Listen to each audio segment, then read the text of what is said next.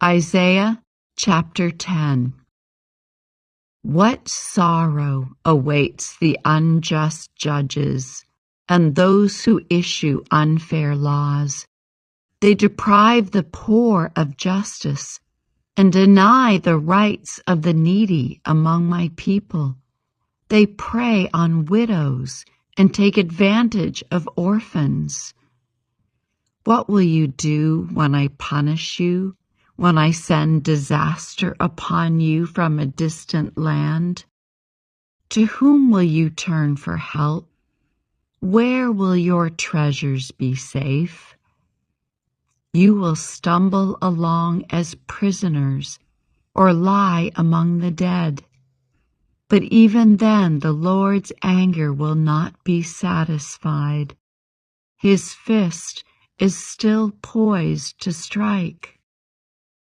What sorrow awaits Assyria, the rod of my anger? I use it as a club to express my anger. I am sending Assyria against a godless nation, against a people with whom I am angry. Assyria will plunder them, trampling them like dirt beneath its feet. But the king of Assyria will not understand that he is my tool. His mind does not work that way. His plan is simply to destroy, to cut down nation after nation. He will say, "Each of my princes will soon be a king. We destroyed Calno just as we did Carchemish. Hamath fell before us as Arpad did, and we destroyed Samaria just as we did Damascus. Yes, we have finished off many a kingdom whose gods were greater than those in Jerusalem and Samaria. So we will defeat Jerusalem and her gods, just as we destroyed Samaria with hers." After the Lord has used the king of Assyria to accomplish his purposes on Mount Zion and in Jerusalem, he will turn against the king of Assyria and punish him, for he is proud and arrogant. He boasts, "By my own powerful arm I have done this. With my own shrewd wisdom I planned it. I have broken down the defenses of nations and carried off their treasures. I have knocked down their kings like a bull. I have robbed their nests of riches and gathered up kingdoms as a farmer gathers eggs. No one can even flap a wing against me or utter a peep of protest. But can the axe boast greater power than the person who uses it?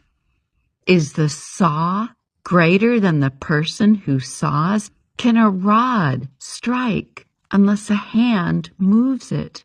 Can a wooden cane walk by itself? Therefore, the Lord of heaven's armies, will send a plague among Assyria's proud troops, and a flaming fire will consume its glory. The Lord, the light of Israel, will be a fire.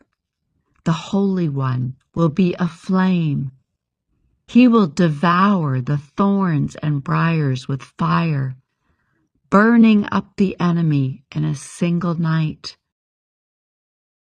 The Lord will consume Assyria's glory, like a fire consumes a forest in a fruitful land.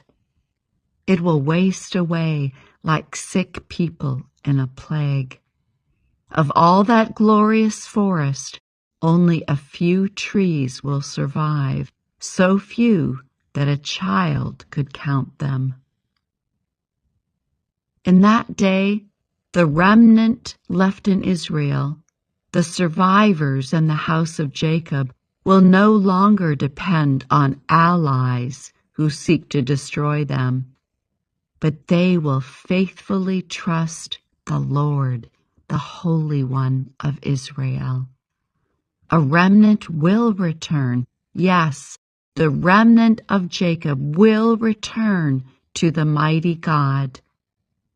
But though the people of Israel are as numerous as the sand of the seashore, only a remnant of them will return. The Lord has rightly decided to destroy his people. Yes, the Lord of heaven's armies, has already decided to destroy the entire land. So this is what the Lord of heaven's armies, says. O my people in Zion, do not be afraid of the Assyrians when they oppress you with rod and club, as the Egyptians did long ago.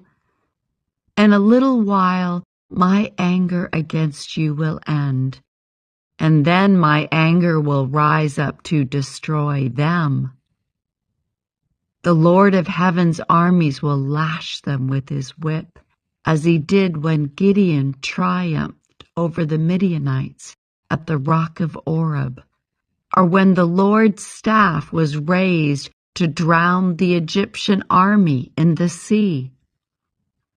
In that day, the Lord will end the bondage of his people. He will break the yoke of slavery and lift it from their shoulders. Look, the Assyrians are now at Aeth.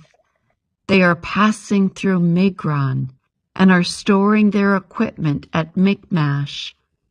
They are crossing the pass and are camping at Geba.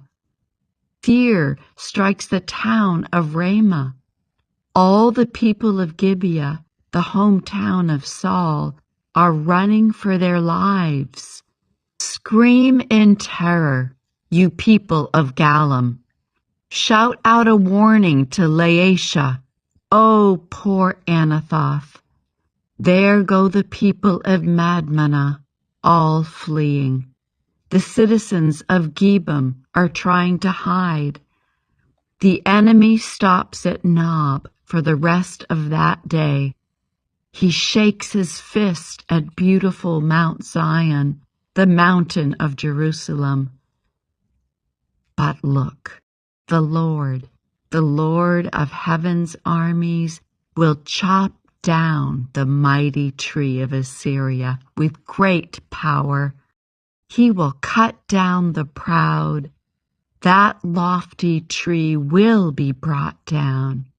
He will cut down the forest trees with an axe. Lebanon will fall to the mighty one.